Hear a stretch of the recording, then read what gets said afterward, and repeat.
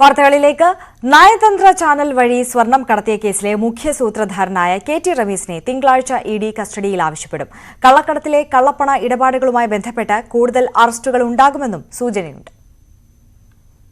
നയതന്ത്ര ബാഗേജ് വഴി സ്വർണം കടത്തിയതുമായി ബന്ധപ്പെട്ട കള്ളപ്പണക്കേസിൽ ഇന്നലെ ചോദ്യം ചെയ്യലിനായി വിളിച്ചുവരുത്തിയ ശേഷമായിരുന്നു കെ.ടി. റമീസിനെ അറസ്റ്റ് ചെയ്തത്. കോടതിയിൽ ഹാജരാക്കിയ പ്രതിയെ റിമാൻഡ് ചെയ്തു. സ്വർണ്ണക്കച്ചവടക്കാർ അടക്കമുള്ള വലിയ റാക്കറ്റ് കള്ളക്കടത്തിനു പിന്നിൽ പ്രവർത്തിച്ചിട്ടുണ്ടെന്നാണ് ഇ.ഡിയുടെ സംശയം. ഇക്കാര്യങ്ങൾ വിശദമായി ചോദിച്ചറിയാൻ റമീസിനെ ഇ.ഡി. കസ്റ്റഡിയിൽ വാങ്ങും. തിങ്കളാഴ്ച കസ്റ്റഡി അപേക്ഷ നൽകാനാണ് എൻഫോഴ്സ്മെന്റ് ഡയറക്ടറേറ്റിന്റെ നീക്കം. സ്വർണ്ണക്കടത്ത് കേസിൽ തുടർന്നും അറസ്റ്റുണ്ടാകുമെന്നാണ് സൂചന.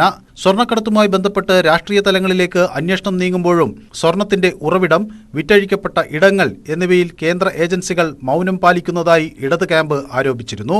കേസിന്റെ വിചാരണ ആരംഭിക്കും മുമ്പ് ഇത്തരം പഴുതുകൾ അടയ്ക്കുന്നതിന്റെ ഭാഗമായി കൂടിയാണ് സ്വർണ്ണക്കടത്ത് ആസൂത്രകരെയും ഇടപാടുകാരെയും കസ്റ്റഡിയിലെടുക്കുന്നത്. ഇ.ഡി. രജിസ്റ്റർ ചെയ്ത കേസിൽ 5ാം പ്രതിയാണ് റമീസ്. നേരത്തെ കസ്റ്റംസും NIA-യും റമീസിനെ അറസ്റ്റ് ചെയ്തിരുന്നു.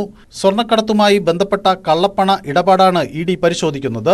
നയതന്ത്ര ബാഗിൽ നിന്ന് പിടികൂടിയ 30 കിലോ സ്വർണത്തിനു പുറമെ മുമ്പ് 12 തവണ സമാനമായ രീതിയിൽ റമീസിന്റെ ആസൂത്രണത്തിൽ കള്ളക്കടത്ത് നടത്തിയതായാണ് ഇ.ഡിയുടെ കണ്ടെത്തൽ. ഇതിലെ ഹവാല കള്ളക്കടത്ത് ഇടപാടാണ് ഇ.ഡി. അന്വേഷിക്കുന്നത്. ഇടപാടിൽ റമീസിന്റെ പങ്കാളിത്തം ബോധ്യപ്പെട്ടതിന്റെ അടിസ്ഥാനത്തിലാണ് ഇ.ഡിയുടെ ഇപ്പോഴത്തെ നടപടി. ന്യൂസ് 18 കൊച്ചി.